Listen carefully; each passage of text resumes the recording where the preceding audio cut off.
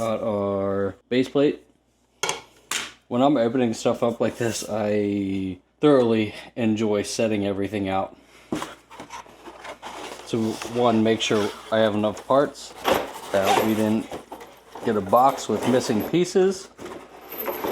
And I enjoy it. Leave me alone. This base plate has a seal around it, and it actually does not require silicone around the base. This will get plenty tight enough that it is not going to go anywhere. Put our base down, put in our beautiful faucet.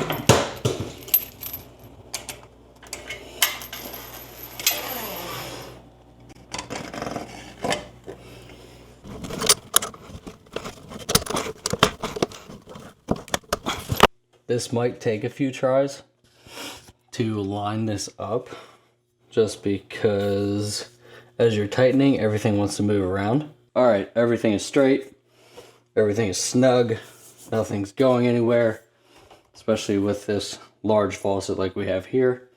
High arc, and make sure everything is tight. It is not going anywhere.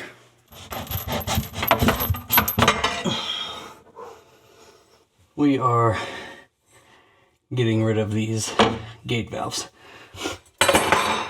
because they look like garbage.